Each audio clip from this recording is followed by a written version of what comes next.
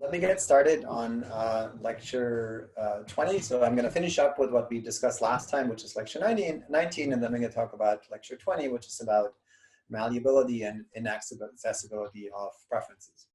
For now, we're going to talk for a little bit more about defaults and frames and nudges in particular.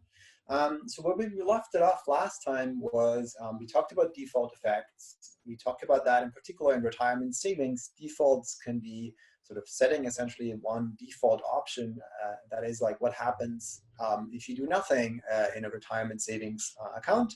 Setting a certain default option can have very powerful effects in affecting people's behavior in a domain that's really important, in this case, savings, and in a domain where traditional economic tools have not really gone very far, as in like matching contributions or any sort of like types of like financial education, etc.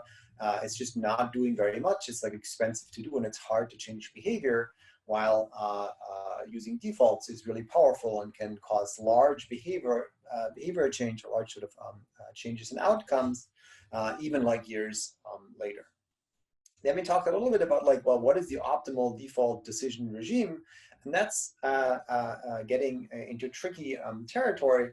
We talked about this last time a little bit. We'll talk about this again in the last lecture, lecture 23, when we talk about policy. So when you think about like active choice versus default, so what is active choice? Active choice, to remind you, is like somebody is asked at the beginning or directly asked, like, you have to make a choice, and like I'm just sort of forcing you to do it more or less. And sort of the company hires somebody, and in the hiring package, there's just a form that you need to fill out, and otherwise you cannot really start in the company. In some sense, that's not really enforceable, but effectively, essentially, just everybody makes some choice. That's essentially active choice versus default, which is just like if you do nothing, you either get like zero retirement savings or some positive amounts. Now, if people are really different, then essentially active choice is a great thing, because if people really have different preferences, then we shouldn't just push them in the one direction or the other. They should sort of choose, everybody choose on their own what's best for them. In contrast, if you think most people are the same anyway, and in addition, people don't really know what's best for them, well, then it might be better to just provide one default where then most people, that's best for most people, but then most people will stick to anyway, because these defaults tend to stick. And if people don't know what they want or what's good for them, then sort of letting them choose actively might make things potentially worse anyway, right? And so that's sort of the fundamental trade-off, and people have come down on different sides of this, and it depends on your view kind of about sophistication and so on of customers or of people. Now, one big and important issue with like defaults and with the nudges in general, which I'm going to talk about to you in a second, is we kind of want to make sure that we don't make people worse off in some ways by pushing people in certain directions. For example, one thing you might say is, well, why not set the default to like 5% or 10% of retirement savings? Well, then you worry about people potentially over saving in their retirement savings accounts, and then essentially they have lots of credit card debt potentially, which might be even larger. The interest rate on the credit card debt might be really large, and people get in trouble, or people then withdraw prematurely and so on, which is also potentially worse for them.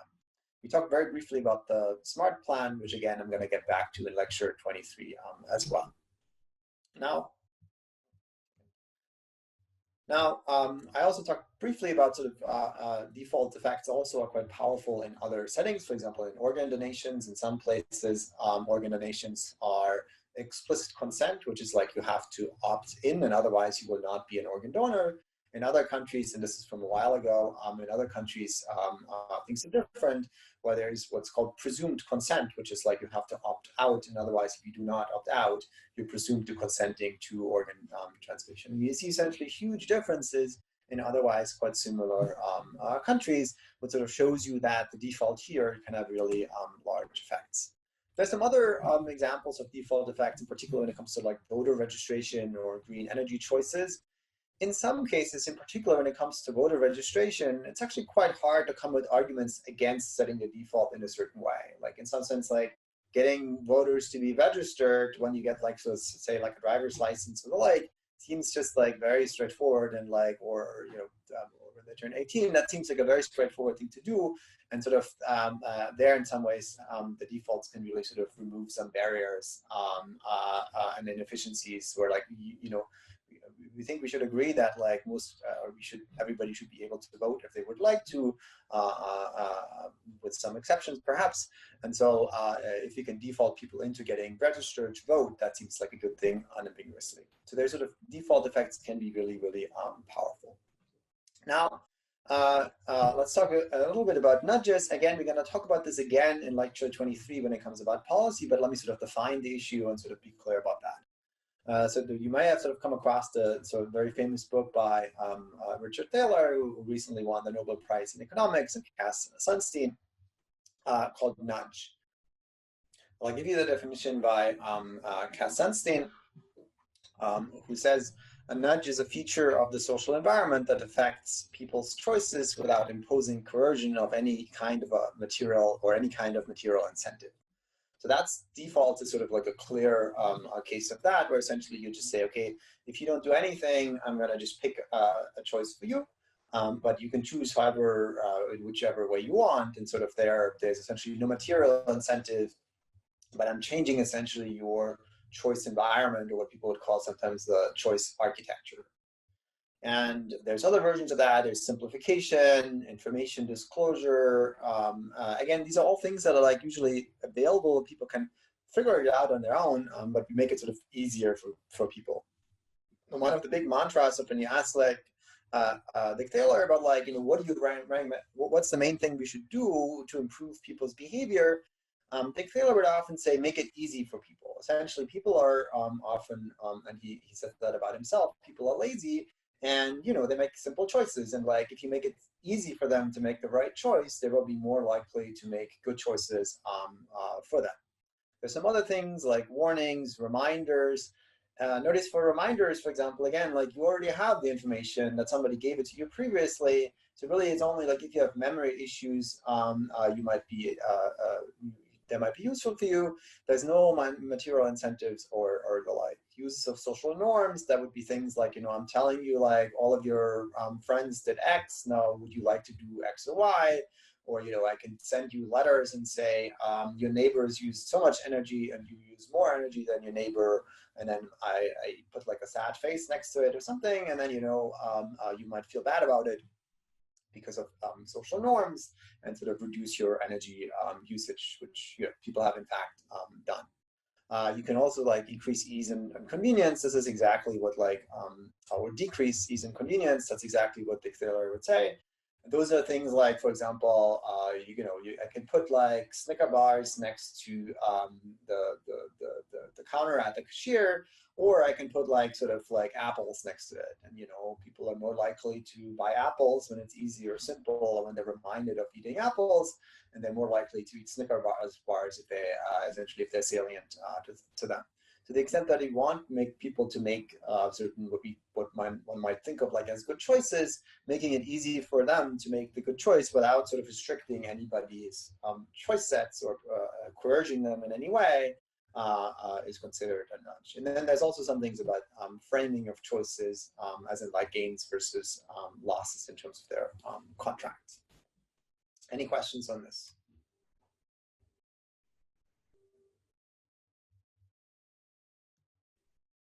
Okay, so then let me give you briefly sort of, and again, we're going to get back to all of this in lecture 23, but let me briefly sort of give you a couple of examples of nudges in some cases where like it's pretty clear that some nudges are a good idea. So one thing that we talked about quite a bit already when it comes to like procrastination or self-control problems or present bias or present focus is the health domain, and where people, and in particular individuals and society, often have aligned goals. Where like, individuals often want behavioral change. They want to improve their diets, increase physical activity, stop smoking, get vaccinated, use less energy, and so on. And often there are societal costs of these behaviors or lack of those behaviors. Sometimes there's externalities from like smoking or or not getting vaccinated. Sometimes there's just like healthcare costs and the like from like obesity and so on, where like, it's bad for everybody if the population is sick. Now, so these goals are now aligned, and the social planner might want people to improve their diet, or the government might want that might want to like reduce smoking and so on. But you know, individuals, as we saw previously, often fail to follow through, and sort of often education and information interventions are often ineffective. Even price interventions are often ineffective, or in the sense of like, you know, increasing prices or incentivizing people doesn't always work. Plus, it's quite expensive to do. So one natural question you might want to ask is, well, can we use some nudges to align intentions and actions? And the reason why this is really popular, in particular among governments, is that it's really cheap to do this, right? So essentially sending some reminders or like or providing information in one way or the other is essentially free. And if governments don't have a lot of money, that's an easy thing to do, as opposed to like paying people, which is, you know, quite expensive in many cases. So here's an example of like a free intervention, which is about flu shot communication. This is a study by Katie Milkman and co-authors from 2011. So here, the goal of the intervention is to get people to sign up or to actually get flu shots. So the control group got like an informational mailing. I'll show you this in a second. The treatment group got the same, plus like an encouragement to make a date plan. And the treatment group got like the same, plus make a date plan and a time plan. Let me show you what this looks like. So here's the control condition. This is just an informational mailing. You know, saying like here, the company is, and this is a company trying to do this, is holding a free flu shot clinic, and companies very much want their workers to get flu shots because, you know, that reduces essentially sort of sick days. If everybody gets their flu shot, not only are they healthier and it's probably good for them, and they're like less at risk of, you know, dying and infecting each other or just being sick, but it's also good for the company because the company now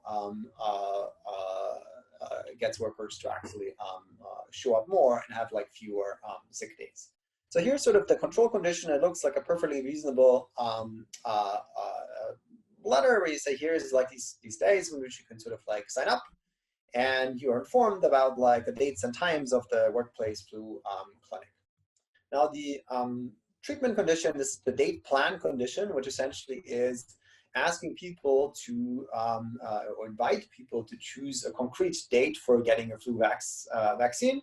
And the rest of the information mailer is exactly the same. So essentially, that's just asking people like, you know, pick a day of the week and a month, or a month and a day, and a day of week, and just write it down. And presumably, that also then encourages people to put it into their calendar, or the like, and sort of acts as some form of a reminder. Notice there's no incentive here. There's no financial incentives. There's no coercion and so on. It's just saying like, why don't you just pick a day right now? Just have a look, check your calendar, and just figure out, you know, make a plan for this. And the second condition is then make a date and a time plan condition, which is to say, why don't you also pick a time, which is like even more concrete. That would be, you know, Monday, October 26th at like 9 a.m. or wherever I'm going to go. Presumably that also encourages people to put it into their calendar. Now, what you then get in this experiment, in this very simple experiment, you get sort of like when you just send a letter, 33% actually get the flu shot. When you also send a date plan, 34%, and when you send a date plan and a time plan, it's 37%. Now, these effects are a little bit underwhelming in the sense they're kind of small. You know, it's like 1.6 percentage points and 4.2 percentage points. And in relative terms, that's, you know, not huge effects. But notice what's beautiful about here is that the costs are essentially zero, right? So in some sense, if you value additional flu shot adherence, if you value more people getting flu shots, then, you know, a 4.2 percentage points increase, which is about like a 10% or like a whatever, 11, 12% or something increase relative to the control group, that's quite a bit of an increase for something that's essentially free. So the cost effectiveness of this is, of course, very, very high because, you know, it's essentially free, or maybe cost somebody like a few minutes to sort of write this down or like design this sheet. But really, it costs exactly the same to send like the sheet here on the left versus the sheet here on the right. So that's kind of like an example of like a win-win kind of situation where like we make things essentially more effective. It's not really hurting anybody, and it's cheap and free to do, and sort of everybody is happy, and it's sort of uncontroversial in the sense of like nobody would argue that this is a bad thing. Of course, some people might sort of have some concerns about the flu shots themselves, which I don't think there's any actual evidence against that as far as I know. But that's sort of an example where we say, look, this is very cheap to do, so presumably you should sort of pick the right mailing or the right design of a mailing to encourage people to do desirable things, at least from the company's perspective, while also preserving people's freedom, not spending any money, but also not encouraging anybody. Any questions on this?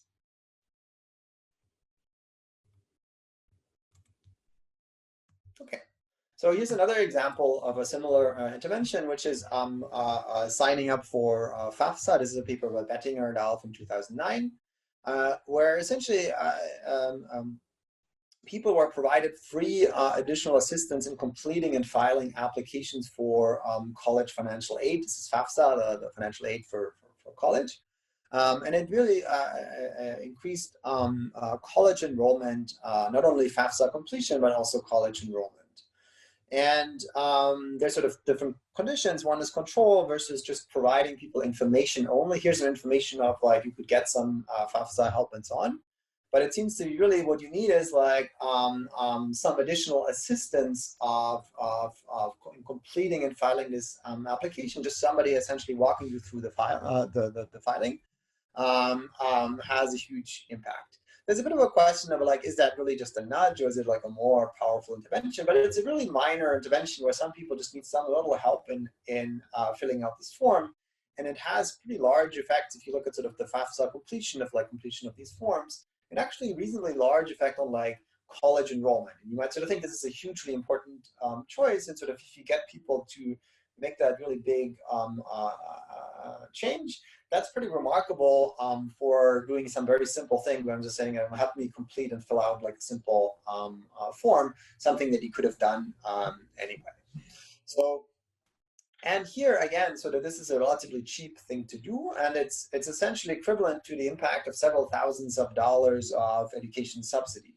So if you wanted to essentially pay people to go to college, subsidize that, which you might want to do for other reasons anyway, one key issue with that is that not only is it perhaps not particularly effective, but also you're going to pay a lot of inframarginal people. You're going to pay a lot of people who would have gone to college anyway. You're going to pay the subsidy. So if you have a low budget, that's really tough to do. And sort of then there's not a lot of, the cost effectiveness tends to be very low because you have essentially a low impact, but like really high costs. And you can read about this more in the link that I had. But essentially, the bottom line here is, again, like you can do very small changes that can have pretty large effects. There's other types of examples that government use or where governments use nudges.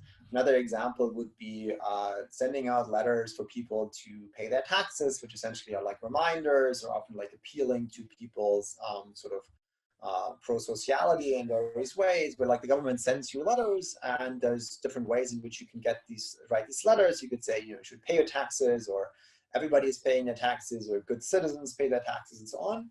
And there's a whole industry of like nudge units where people have then tried to figure out what's the best way of doing that.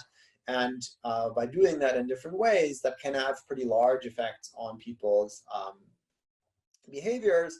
And the government sort of love this because, it's a very cheap thing to do, and it can have large impacts and change behaviors by quite a bit. And sort of in this case, in the tax case, increase revenue by quite a bit without costing the government very much, because often they send some letters anyway, and there's then some more and some less effective ways of doing that. When you think about the intervention that I have here on the slide, the FAFSA one is essentially just the effects almost surely will be persistent in the sense that like this is a one-shot choice whether like you send your kid to college or not. And once you increase the college enrollment, which might have some other issues, but once you do that, there's going to be persistent effects, because once kids go to college, that has effects on their behaviors and so on. Now, when you're saying something else, which is some other decisions, which is like about paying taxes, where like every year you get this letter from the government that sort of tells you you should pay your taxes. Maybe the first time it works, maybe the second time as well, but at some point you're like, whatever, I don't care. That's a great question, and I don't know whether we have lots of evidence on that. I think the governments would sort of, and I think there's some research on this that I just am not sure I'm aware of. I think governments or people would say, well, in some sense, we don't care that much about it. I said, of course we care, but it doesn't change the fact that like in the first year, so we know that in the first year it works pretty well, and there's some things that work better than others. Many governments send some letters or some forms of mailers anyway. So what you want to do is kind of like make sure you optimize it at least the first or second time you contact people. And that might have some persistent effects by themselves, even if you don't recontact them, because once you start paying your taxes, maybe then it becomes a habit and people do it anyway. But even if that's not persistent, governments would say, well, if that gets people to pay taxes more at least once or twice, that's worth sort of the money spent. That you have to like, there's just some, you need like, somebody essentially needs to design this letters. There's like templates of what you can use. And that's essentially very cheap to do, and has pretty large effects, at least in the short run. I think Jose is saying something correct, which is sometimes it's like some effects on like it's just information versus like some things about making you feel bad or social norms. I think the information things, if you think people just forget stuff, for example, if people forget to get their flu shot and so on, you should probably send reminders and so on and get them to do that.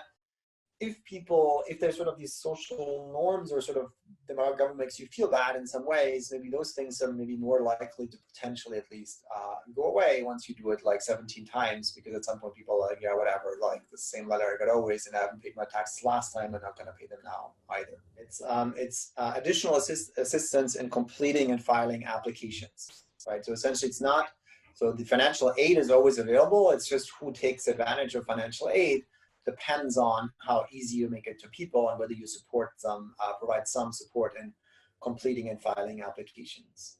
There's also some of that where essentially once you do your taxes, essentially it already pre-fills you the forms, which is even easier than to do. But essentially this falls under the category of making things easy for people, and that can sort of change behaviors quite a bit. But the key part in the nudges is, and this is, let me get back again to the definition, is that there's no financial incentives, right? So this is the key part here is without imposing any coercion or without paying any kind of material incentives, or at least only very, very small incentives. There's a bit of a question how to define that. But once I pay you $1,000 to go to college or whatever, subsidize you, that's not a nudge anymore.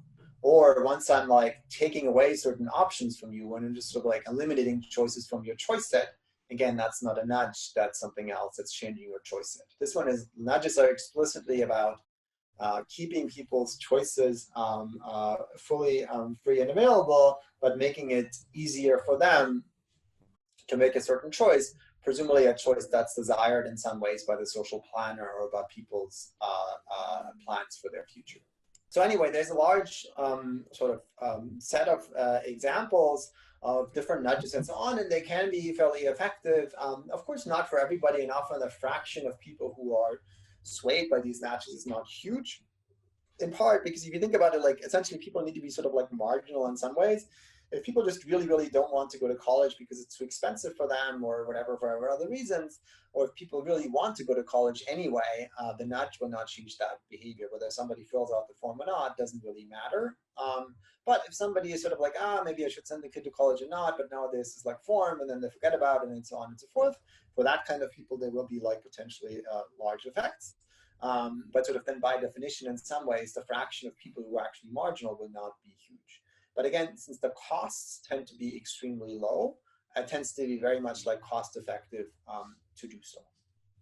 Now, again, sort of previewing a little bit what comes in the policy lecture is, so minor interventions can have large effects, but nudges can often achieve sort of, so in some cases, nudges can achieve unambiguous improvements. Like if you send people reminders and they forget to get the flu shot and now they do the flu shot, or if they certain, if people don't take their medication and you remind them or provide information or some other forms where you help people to take their medication, it's pretty clear that that's making people better off.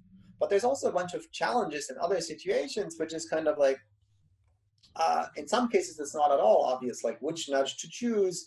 Are we making everybody like better off? Are some people made worse off? For example, should everybody save for retirement? Are we pushing people to save too much? should everybody go to college? Maybe in some ways, for some people, it's more suitable than for others to go to college. Often it's a huge financial expense for the family. And if then the job prospects are not necessarily better compared to not going to college, then it's not clear that one should do that. There's also some evidence or some concerns about nudges making people feel bad. So like you get these letters that says you're like destroying the environment and like, with all these like sad faces and you're worse than your neighbors.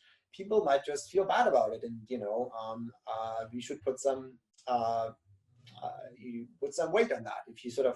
If you send these letters to like lots of 1,000 households and like 50 households or 20 households change their behavior in certain ways, but 300 households feel bad about it because you just sort of like feel uncomfortable getting these nudges, or like you get all these like phone calls or spam and so on, or they feel bad about the environment from like sending too many letters. We should put some weight on that. And then there's some trade-offs. It's not like entirely free, and then there's some costs and benefits of that. There's also some questions about which self should we respect. We talked about this a lot before, which is, if one self wants to be very virtuous and exercise a lot and so on, and the other one wants to sit on the couch and watch TV, or if one self wants to smoke and the other one does not, it's not obvious that we should respect the long-run self compared to the short-run self that wants to just enjoy themselves and so on. And sort of now there's tricky issues on like, are we actually making people better off or not? And we'll get back to these issues in the last lecture, which talks about policy. Any questions on this lecture?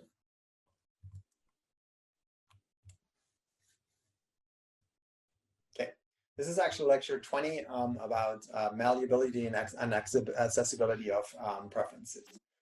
This is, in a way, a more radical deviation from neoclassical economics, because so far we have always said people know their preferences, people have certain beliefs, their beliefs might be wrong and so on. But crucially, people knew what they were doing and they were deliberately making certain choices.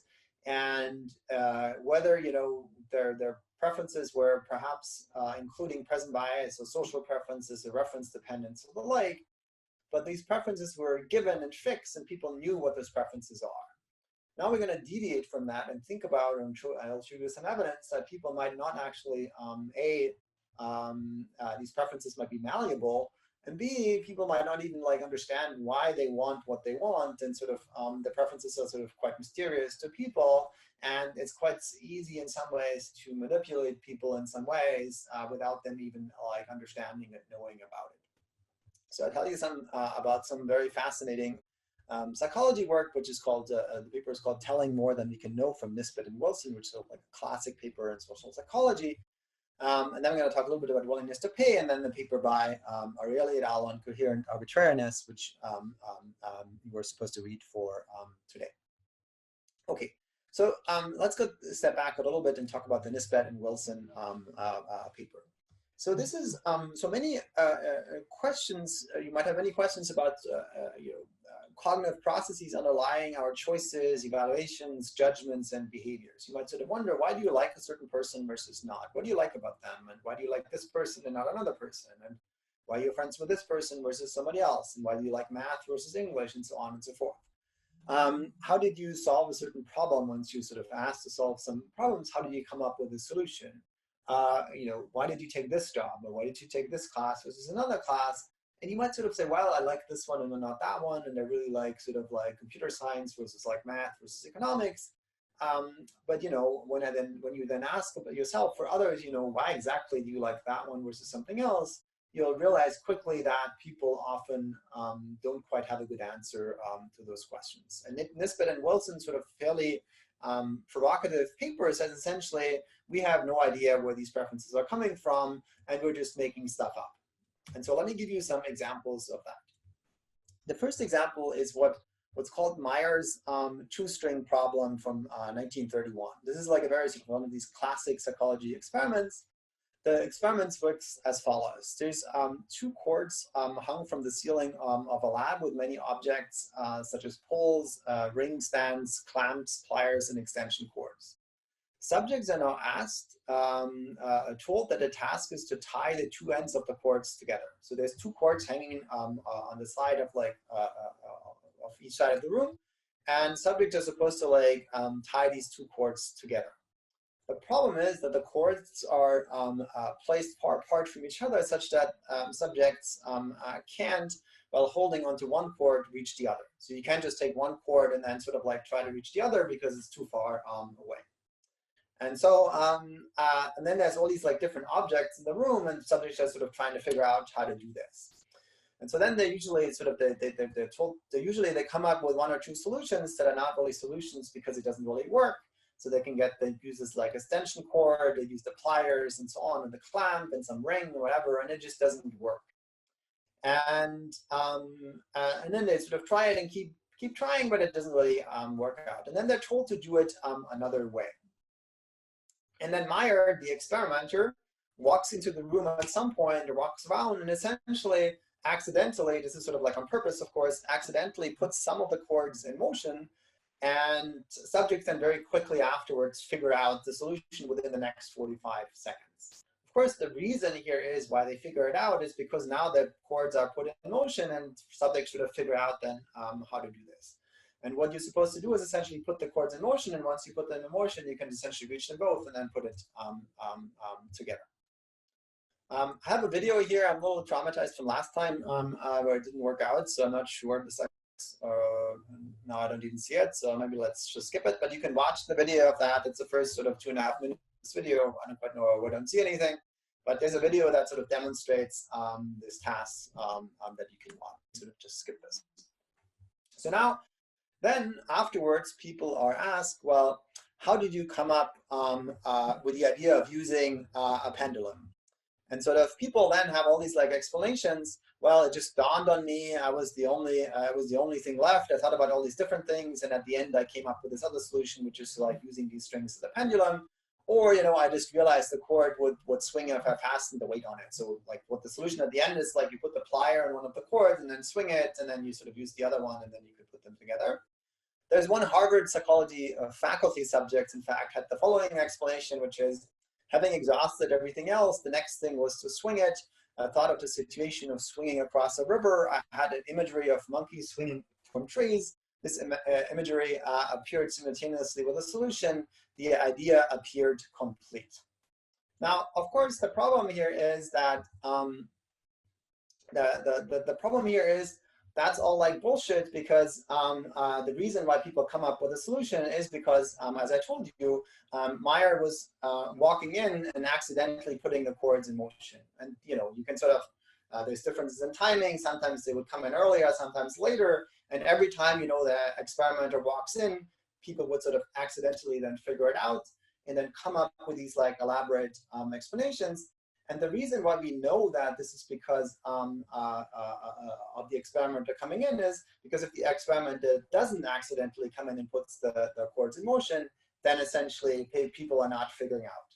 So we know the true causal effect here is the experimenter coming in and suggesting the solution to people, but people then make up all these stories where, including like the monkeys swinging from trees, how they came up with a solution, which is clearly not how they came up with a solution. The reason why they came up with a solution is because Meyer touched the strings. Okay, now there's a second example here, or there's 3 examples in total. So let me tell you about example number, or let me ask first, is there any questions about this study? By the way, you should lower your hands if you asked stuff previously, like Brian and Carmen. And yes, you have additional questions. Okay, so let me tell you the second study now. This is a study by Latane and Darley, which is I tell you this a little bit about, which is these are the impacts of bystanders and witnesses on helping behaviors. I told you about the story of the Good Samaritan before. This is sort of a similar study. And this is essentially a situation that's, again, created by social psychologists. It's not a real situation, but people are meant to think that it's real. And so here, the more people overhear someone in another room having what sounds like an epileptic seizure, the lower the probability that any given individual will rush to help. And you get similar results for individuals' reaction to dangerous looking smoke coming out of the ceiling of a room. So like there's people in an experiment and they have like smoke coming out in a room, and the more people that are there, the less likely is any given person, perhaps because their free riding is to actually do something about it. And you know, this looks kind of very dangerous, but nobody does anything because essentially other people are also not doing anything.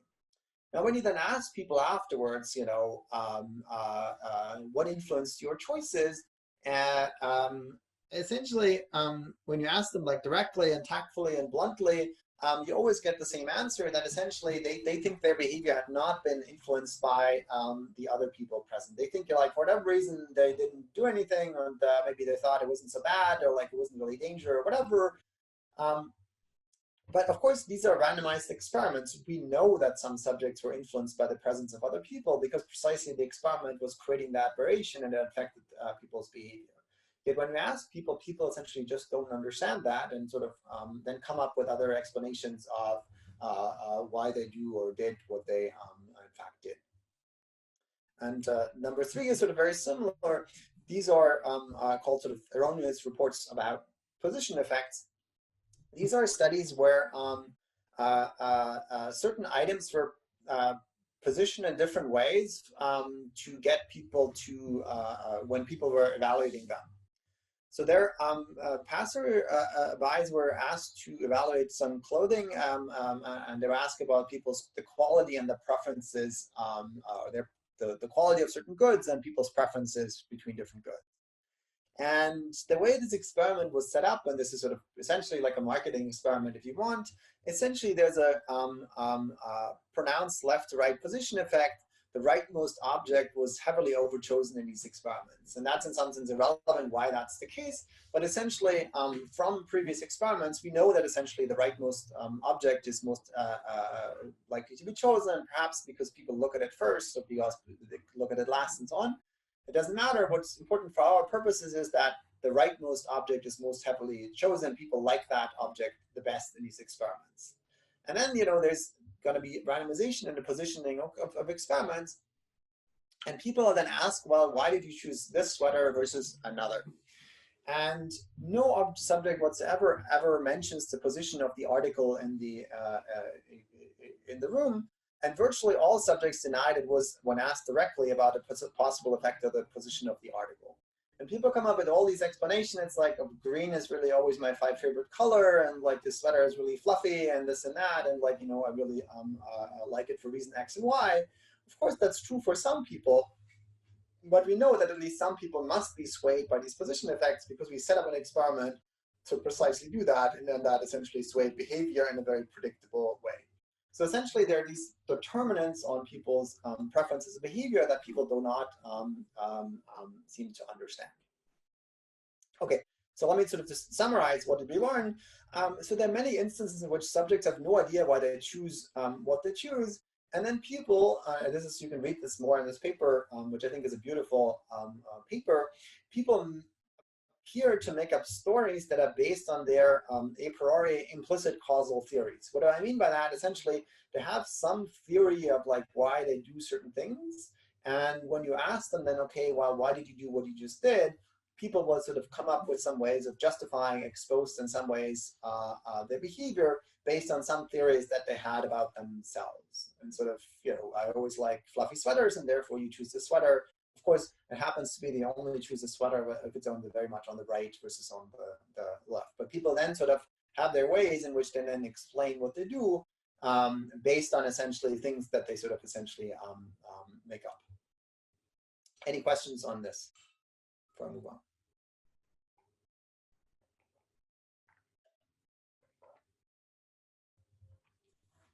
And I encourage you to read the paper more for fun than for anything. It makes you kind of wonder quite a lot why you do what you do and why you prefer certain things versus others. Okay, so let's briefly talk about 2 experimental design tools which will be useful for the coherent arbitrariness paper. One is what's called the strategy method, which you already came across a little bit, and the second one is what's called the BDM, the Becker-de-Groot-Marshak procedure for eliciting valuations. I'll try to be quick. So we're often interested in behavior in rare contingencies. So often we sort of ask the question, how would people behave in many different contingencies? Some of them are often quite rare. That don't happen very often. And why do we care about such contingencies? Well, sometimes we just care about them like per se, and like it's inherently important how people behave or like prevent certain contingencies, disasters, earthquake, droughts, etc. We care a lot about these things, even if they're sort of rarely happening. So we kind of want to know how people behave in certain situations. But events and rare contingencies also can affect, on top of that, events and likely contingencies. Here's a simple example. If your roommates think you'll punch them in the face if they borrow your stuff without asking them, they will not do it. Of course, hopefully you're not punching your roommates, and I very much do not want to encourage you to do so. But here, the key part here is that punching is rare but important, precisely because you might do so in case they misbehave. They will not borrow your stuff or steal your stuff in the first place. So essentially, sort of these off equilibrium or rare contingencies might be quite important, not because we think they actually happen very often, but they sort of discipline behavior in other cases. Now, what's not a strategy method? Well, the strategy method helps you to elicit behavior in many potentially rare circumstances by asking subjects what they would do with a choice implemented if the circumstances arises. That is to say, I'm asking you for many different cases. I'm going to just implement one of those cases, and that's going to allow me to be incentive compatible in various ways. So since the decision does count if the contingency occurs, subjects have an incentive to choose correctly for each contingency. That is to say, I could say, suppose this is what we're doing in class in some sense. When we talked about social preferences, I said, I'm asking you to make a choice. I'm going to only pick one of you to implement that choice. And you have the incentives now to choose or to answer truthfully, because it could always be the case that your choice will be implemented. And so that allows then the experimenter, or me in that case, to generate a lot of data from one simple experiment, where essentially you can give a subject many different decisions and then say only one of your choices will actually be implemented for sure. Or you can ask many people the same question and say, I'm not going to do a lottery, and only one of you or one of your choices will be implemented. And so then that's essentially incentive compatible, because it can always be that your choice is the one, or one of the choices is the one that counts. And when you look at sort of experimental evidence, it seems to suggest that the strategy methods are asking, like, essentially, if I can ask you, so there's experiments where I can ask you 100 different questions and only one of them will be implemented, versus a different group would be asked, a randomized group would be asked only one question. It turns out that people actually answer in experiments these questions pretty similarly in both of these cases. So that's to say the strategy method seems to elicit individuals' true preferences pretty well. Sorry, this is a bit messed up, but I think that's fine. So what's now the Becker-Ducoit Marshak procedure is essentially a version of that, which looks something like this, which is people are asked, elicited, so what the goal here is to understand people's willingness to pay for a good. So the subjects are told that a price for the good will be randomly selected, and the price goes from like 50 cents to like, say, $10. And for each of these prices, the person is asked, do you prefer buy versus not buy in these options? And so then, I ask you to fill out the entire form. Tell me for each of these prices what you want to do. If the price is $3, what do you want? If the price is $1, what do you want? If the price is $10, what do you want? And then I'm going to afterwards then pick a price and say, okay, now the price is $3.50. And now I'm going to just look at, like, what did you actually say? And whatever your choice was then for that specific price is going to be implemented. Is that clear? Now, I just want to be clear what the problem is that we're trying to overcome here. Suppose I'm trying to sell you a mug and say, or suppose I have this mug here. I'm saying, like, would you like to buy this mug? It's a very beautiful mug with lots of trees on them. I'd like to sell it to you, and I'm eliciting your willingness to pay. What's the problem that arises from just asking you this directly without the BDM procedure? What problem? What is the BDM procedure sort of helping with? Right. So if you go to a marketplace or try to bargain with me on this, like, mug, which again is a beautiful mug, you might sort of want to shade your valuation. You might want to say, you might be willing to pay $5, but you're going to save $2 because you are hoping to get a bargain and get like a cheap price from me, right? And the key part here is that you are essentially hoping that your willingness to pay whatever you are offering me will essentially change whatever price I'm offering the mug to you. Notice that that's not the case here in the BDM procedure. In the BDM procedure, whatever you say is independent of the actual price that's implemented, right? I'm saying essentially, I'm going to randomly pick one of those 10 or 20 prices here, and you're going to tell me for each of those prices what you want, either buy or not buy. And your choices are, since I'm randomizing afterwards, like which price I'm actually going to pick, your choices are irrelevant for which of the actual prices is selected. And so now essentially you get around this issue about people shading or essentially underreporting their willingness to pay. Precisely that's what makes it incentive compatible. And that's essentially what's called the BDM mechanism. That's what many economists use in many experiments. There's another version of what's called the BDM, which is a more straightforward version of it. Here, notice here you have to ask 20 questions. Ask, would you like to pay? Would you like to buy it for 50 cents, $1, $1.50, $2, and so on and so forth?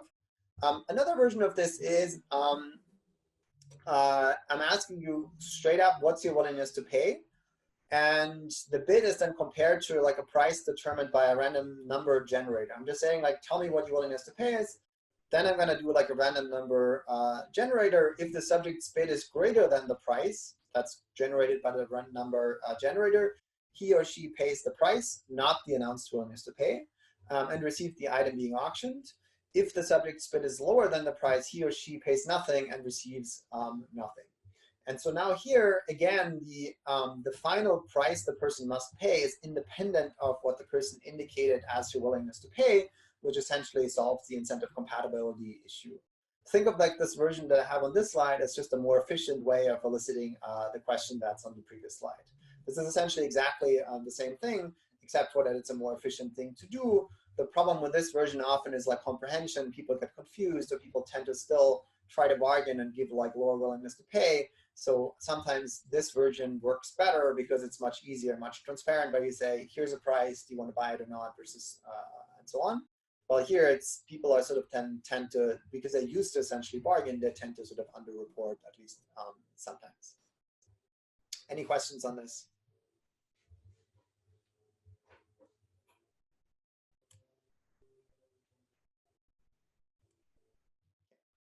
So now I'm also going to skip this video. It's like a fun video. Who knows the story of Tom Sawyer and the Fence?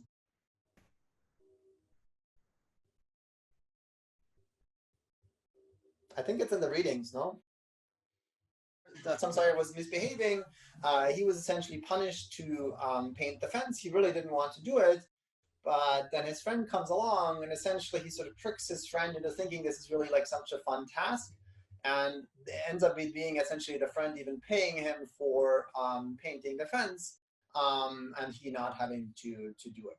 And the point of the story, of course, is that people's willingness to pay is malleable in the sense, like, even to the extent that like people don't even know whether they're willing to pay for something, or you have to pay them something to do it. And so essentially people's preferences are inherently malleable by the way they're being marketed, or the way they appear to them or being sold to them. And you can watch the video in the slides if you download it. For whatever reason, this is not working on Zoom, at least for now. So stepping back a little bit, so overall, so far we talked about two key components of individual decision-making: utility functions, what people want and what they care about, and beliefs, how people perceive themselves and patterns in the world. And so understanding these, of course, is important because, that determines people's choices. Now, so far, we have always sort of pretended and said, people's preferences, beliefs are always people are always sharply aware of what they want and believe, and constantly make plans in this. For example, homeowner might have reference-dependent preferences, but they know what their preferences are. There might be some issues about how the reference point is determined, but the preference is the function, the functional form is always like fixed and it's known. a person might have the wrong theory of the world, but she always has some beliefs in mind what she uses to make those choices. Or a smoker might act suboptimally, but he always has this fully specific strategy in mind for all his current and future decisions, right? So the smoker might sort of have some issues with present bias or some wrong beliefs in some ways or the other, but the utility function was always assumed to be fixed and known, okay? Now we're going to sort of deviate from that. If you think about it, like, what are your preferences and like what you like and what you not like? In many cases, we actually don't know. And in many cases, people sort of just make things up as they go along. So that's to say, like, people are just essentially making some choices. And this is what were the examples that I showed you from earlier, the 3 examples that I showed you first, where people are just induced to make certain choices one way or the other, depending on their choice environment, depending on their social influence. In Tom Sawyer's case, what he tells his friend is not willing to pay in defense, which actually is a punishment. So people's preferences seem inherently malleable. And so that's what this paper about coherent arbitrariness is very much about. And so if you think about it, in some ways, almost all of economics in any class that you have taken, the professor or any sort of in any book, people will write down the utility function as if that's some truth that we know about the world, and this is what the utility function looks like. But if you think about it, in many cases, actually, we don't know what is the utility function. If somebody asks you about particular about new goods, who knows what our preferences actually are? So for example, if you say you look at you're trying to buy a monitor and there's like a 30-inch monitor versus a 24-inch monitor, who knows how much you're willing to pay for that? Like, maybe $50, maybe $100, maybe $20, maybe nothing. It's very hard to sort of figure this out. And sort of when asked to make these kinds of decisions, people tend to sort of construct their preferences on the stuff. They essentially make stuff up. And so because of that, because people are sort of fundamentally in some ways unsure about their preferences, this construction on their valuation is very much easily manipulated by often cues that should be really irrelevant. And so one example that I showed you a little bit I think in the second class or from the survey is what's called anchoring. This is also in the O'Reilly paper, which essentially is what they were doing is they were asking people about their willingness to pay, their social security number, and then afterwards their willingness to pay for different things about like wine, design books, chocolates, and so on. Notice that these are somewhat unusual things that people wouldn't necessarily buy every day. And essentially what you see is people who are in the highest quintile of the social security number, this is like here number 5, have much higher willingness to pay, and this is also all incentive compatible sort of elicitation methods, essentially using some form of BDM methods. People's willingness to pay is way higher when their social security number, the last digits of their social security number are higher. Now, of course, that shouldn't be the case. Your social security number has nothing to do with your like taste for wine, because that's a system actually explicitly random. Yet, people are easily manipulable, and the difference in sort of valuations is like huge. If you happen to have a low social security number, or the last digits are low, then you are willing to pay $11.73. If it's high, you're willing to pay like 3 times or even more as much. So these are huge differences that show that people are pretty easily manipulable. Now notice that these questions that I ask here are sort of somewhat unusual sort of items. This is not asking like how much are you willing to pay for food at the food truck, or like whatever like stuff that you do every day, or like for a pizza, because there people kind of know already how much they're paying anyway, and if I just ask you something else that's different from the market price, people probably would not want to be paying like $30 for it, even if their social security number tends to be quite high. Now, O'Reilly and I'll go further with this, in some sense they have sort of more radical deviations. So they elicit people's willingness to accept, and this is how much they have to be paid to endure an unpleasant sound for a different length of time. Now, why did they pick like an unpleasant sound? In part because they could provide people like a sample of it. in part because people don't have any experience with that. It's completely unclear how much you're supposed to be willing to pay to or willing to accept for listening to a sound. So there's no price or market price for it, and people sort of had to sort of in some ways rely on their own preferences for that. And then, it's very easy to change the quantity. You can do like 10 seconds, 30 seconds, 50 seconds. It's very easy to sort of manipulate that. Now, what is the procedure? Subjects were listening to a 30-second sample of the noise. Then they were asked or answering whether they hypothetically would be willing to listen to the noise for another 30 seconds for X cents. And then they were asked their willingness to accept for 10, 30, and 60 seconds afterwards. Notice that number 2 is only a hypothetical question and is essentially entirely irrelevant for number 3. So this is supposed to say number 3, not number 1. So number 2 here is like completely irrelevant. This should really have no effect whatsoever in affecting your willingness to accept for the 10, 30, and 60 seconds. Again, this is just a hypothetical question that is really does not matter and that's not going to be implemented at all. Now, and then the experimental variation here is that X was varied across subjects. Now, why would X matter, or what's going on here? What's the experiment trying to do? So people are very unsure about what their valuation is. So now what they do is essentially they use the X, the amount that's offered, as like an anchor. The same way as in like usually in markets, when you go to like a store and look at like how much do certain things cost, and you don't know the quality of the underlying items, often people sort of try to infer quality or lack of quality from like the price. And if you sort of say, if I'm telling you I'm going to pay you like $100 for this, it must be really, really painful. So people try to sort of infer in some ways something from that. Now notice that this is like explicitly hypothetical and so on, and really it shouldn't matter. If people were sure about like, I just played you the sound, so you shouldn't be able to tell me how much you like it or dislike it. So this should really be irrelevant, but people seem to sort of essentially just not really know what's appropriate or how much they're willing to accept or not to do that. And X essentially is sort of then anchoring people. Okay, so now we get this like somewhat messy graph. Can somebody explain to me what this graph shows? What do we find? These are R1 are sort of like certain subjects, and then there's like 10 seconds, 30 seconds, and 60 seconds here. So people are always, for each of these lines, on average at least, willingness to accept goes up in the way you expect, in the sense of like, for more time, people are asking for more. That's very reasonable, right? So like 30 seconds presumably are worse than 10 seconds, and 60 seconds are worse than 10 seconds. But the levels seem to be completely arbitrary. Essentially, giving people like a high anchor increases the levels by a lot for each duration, and giving people a low anchor decreases their willingness to pay at least a little bit compared to no anchor, and surely compared to the high anchor. That is to say, and this is sort of where this term comes from, coherent arbitrariness, which is essentially people seem to be coherent in the sense of like, once you fix a certain level, based on that level, if you ask them like, okay, you tell me about like 10 seconds and I ask you about 30 seconds, about 60 seconds, this demand curve or supply curve, if you want, looks pretty reasonable.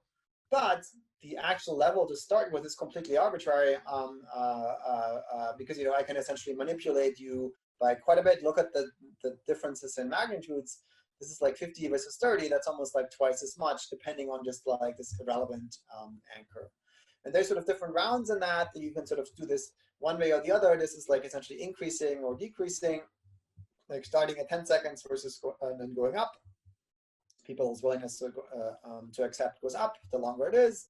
Or if you start with 60 seconds and go down, essentially people's willingness to accept goes down the shorter it is. So the direction is very much coherent. The direction of essentially this sort of the change in terms of relative to duration is very much coherent. The level seems very much arbitrary. And so this is essentially where the title of the paper comes from. Arbitrariness is essentially people's willingness to accept depended strongly on X. For X equals 50, the willingness to accept is like about 59 cents on average. For X equals 10, it's only 40 cents. But it's also coherent in very sensible ways. The willingness to accept are highly sensitive to the duration very much in the expected direction, longer is always perceived to be more painful. Okay, so how do we think about this? Well, so one, preferences can be influenced by relevant cues, for instance, by an arbitrary initial question or the social security number or whatever that's being elicited to start with. But once people have stated a preference, related preferences, or like, essentially surrounding preferences are consistent in the sense of like, if you think, listening to the sound is painful, asking you to listen to it twice as long will be more painful, and therefore I have to pay you more to do that compared to like what you said in the first place. Any questions, or is that clear? Okay. So now there's some concerns about like X might be viewed as a hint from the experiment as how bad the sound is. But like people just listen to the sound for 30 seconds to start with. Like I gave you the sound for 30 seconds. I told you exactly what it is.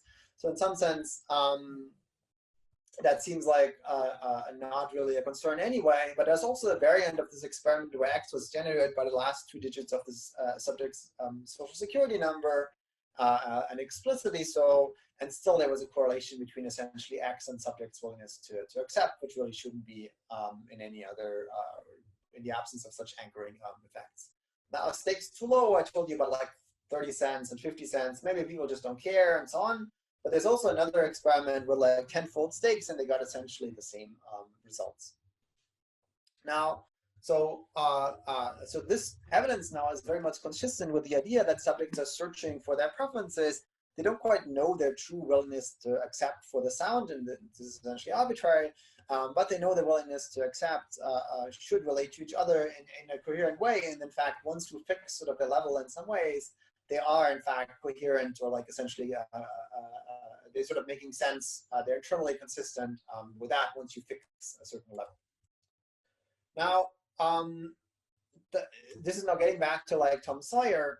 Now, the paper goes, so this essentially is sort of saying like your level of willingness to accept for a certain good that's unpleasant is malleable.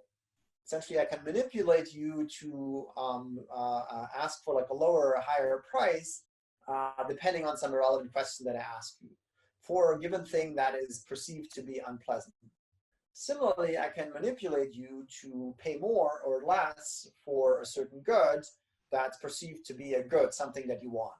Right, so like the stuff on the social security number that I showed you previously, going back, these are all kind of things. Presumably there's some use for these things. Belgian chocolates are supposed to be delicious. Rare wine, even if you don't like wine, you can sell it to somebody else or something. These are all things that are, they seem to be willing to pay for something. And now essentially, given that you're willing to pay something or some positive amount for it, I can manipulate now, or the experimenters in this case can manipulate people into higher or lower willingness to pay. And so that's true for positive or negative things. Now, what's amazing about the Tom Sawyer story, however, isn't it's ain't that work. It's sort of like, that's the expression he sort of says towards the end. The amazing part here is that not only is Tom Sawyer able to manipulate his friend's willingness to accept or willingness to pay in one direction or the other, to sort of increase or decrease it, but he's even able to flip it from something that he hates doing, that's essentially something that you really do not want to do, where essentially one has to pay somebody to do it, but instead his friend is willing to pay Tom Sawyer for being able to do it, right? The friend now, instead of like having the friend to pay for it, you can say, I have to pay you $10 to do it. The friend is very happy to say, Tom, I'm going to pay you some amount, or I think he gives him some apples or some candy or whatever, so that he can actually do it himself. So essentially what the manipulation here does is not only changing the level for something that's good or bad, but it's flipping the sign from like willingness to accept to willingness to pay, which is an even more radical deviation. You might sort of think we know what's good for us and what's bad for us, but it seems to be that what Tom Sawyer is doing is essentially manipulating sort of the social perception of the item or the activity, and that sort of flips essentially the sign of the item. So Dan Ariely does that in a very sort of a beautiful experiment in class, and I always have wanted to sort of replicate this, but I'm not sure I should. So what he does is, at the time, this is with MBAs. where he did a poetry reading from Walt Whitman's Leaves of Grass. And there he has an experiment where half of the class is asked hypothetically, again, hypothetically, whether they'd be willing to pay $10 to listen to Ariely recite poetry for 10 minutes. So we're like, okay, in class, some of you are able to listen to this, or it could be like, I think it's outside of class because otherwise there's some confounds. And are you willing to pay $10 for attending this like poetry reading? And I think actually Ariely is a very good sort of story reader, so it might actually be fun to listen to it. But so, they ask like, hypothetically again, are you willing to pay $10 for it? The other half then I ask hypothetically, are they willing to accept $10 to listen to an Ariely recite the poetry for 10 minutes? That's to say, it sounds like it's pretty painful to listen to Ariely, so he's going to pay you $10 to do it. And are you willing to do that? Notice that here is only hypothetical. These are all hypothetical choices that will not being implemented. So these hypothetical questions should really have no effect whatsoever on what's asked afterwards. Because afterwards, people are in fact indicating their monetary evaluations for 1, 3, or 6 minutes of poetry reading. Now you can already guess what's happening here is, here, the first condition is essentially asking for people's willingness to pay. That's essentially selling the item as like a good. That's something that you really want, and it's sort of essentially encouraging people to say, well, you should be willing to pay something for it, even as much as like $10 for 10 minutes. And that'll essentially encourage people, since they don't quite know, listening to your professors like doing some weird poetry could be really great or could be really bad. They don't quite know. But here, essentially, they're manipulated into paying for it, while here they're manipulated into like being paid for it or asking for money to be paid for it. So now, what they then get is their willingness to pay and the willingness to pay conditions. So in the first condition here, where they are given the hypothetical $10 for 10 minutes, here the willingness to pay goes up and is positive, and here it's negative and goes down. So what we see essentially is that not only is it the case that when you make it essentially, when you ask people how much are they willing to pay, people are in fact afterwards willing to pay for it. Notice that everybody could have just said 0 if they didn't want to pay. But in addition, once you sort of fix the willingness to pay, the demand curve is very much like sensible in a sense. Once you're willing to pay some amount for 1 minute, you're going to be willing to pay more money for like more minutes. Essentially, once we define this good to be a good for you, or like this item or this activity to be like a good thing for you, people say more must be better and sort of are willing to pay more for more minutes. On the other hand, once the item is determined as like a bad, in the sense of like, this is really a bad activity, listening to your professor reciting poetry is like really awful, and you have to be paid for that, then they sort of say, well, 1 minute is bad, but like 6 minutes surely is really bad, and you have to pay me a lot more for 6 minutes than for 1 minute.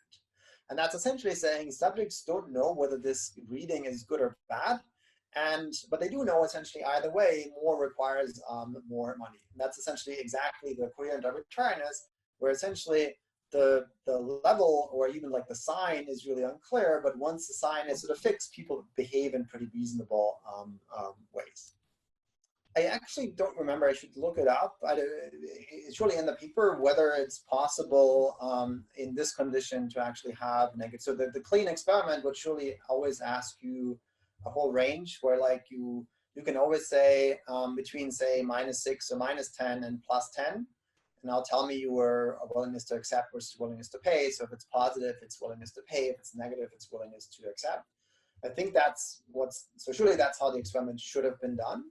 I would like to think and hope that's also how it was actually done. I don't remember. I've read this quite a while ago.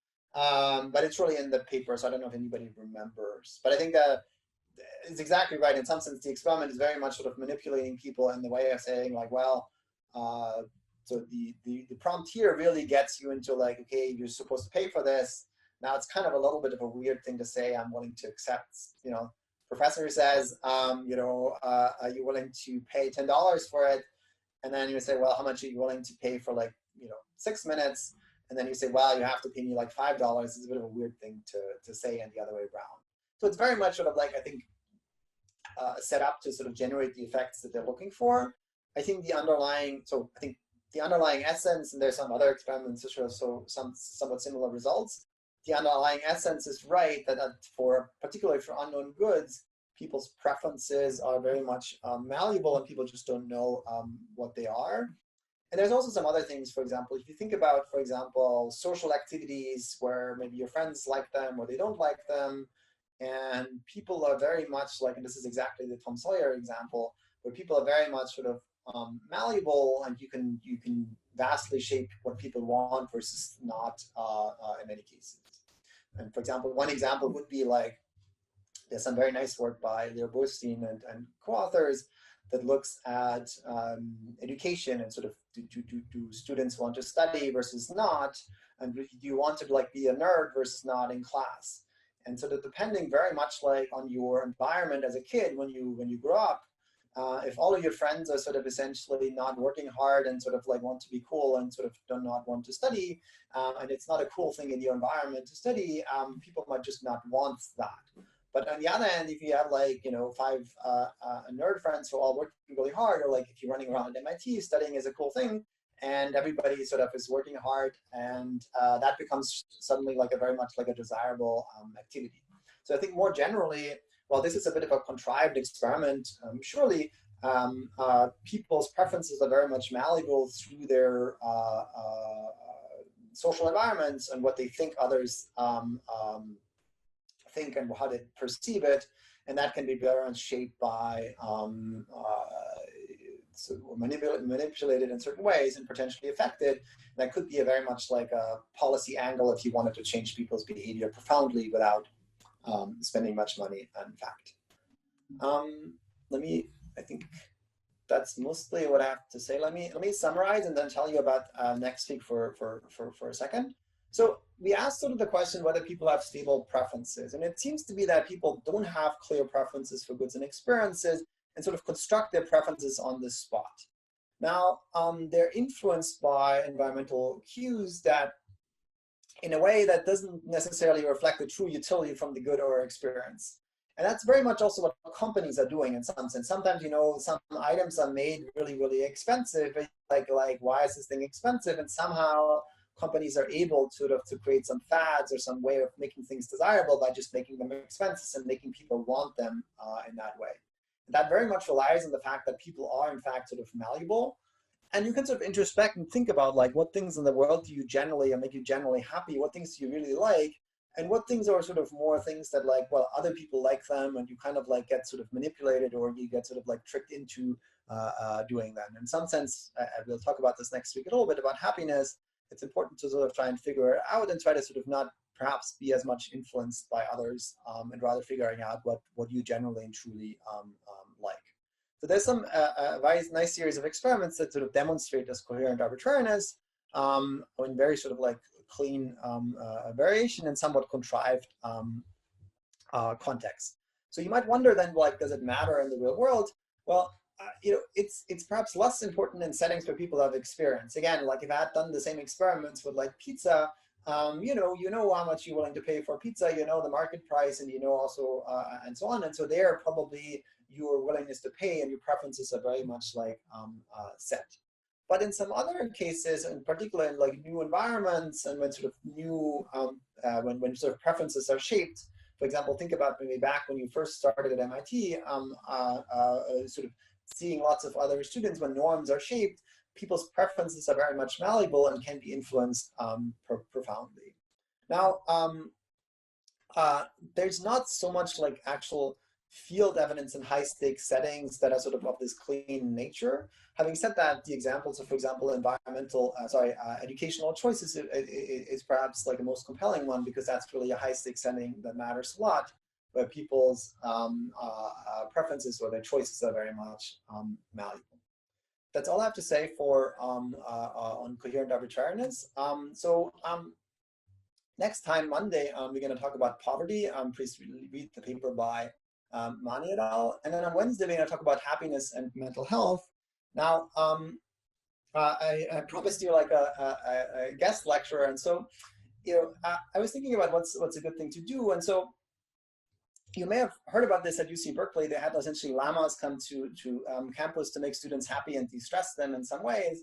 Now, of course, I can't bring any real llamas, but what I found, and you may have seen this on the Daily Show, there's this thing called Goat to Meeting, where you can essentially get like a goat or a llama to come to your meeting for 10 minutes. I did ask for like a llama to arrive, but there's apparently a chance that it might be a goat or a cow. So we'll have essentially a visitor at the end of the lecture. I think I asked for like 2:20 or between 2:20 and 2:30, in which we'll have a guest lecture that will hopefully either tell us about happiness or maybe make some of you, or at least myself, happy. That's all I have for today. I'm happy to answer any questions that you might have.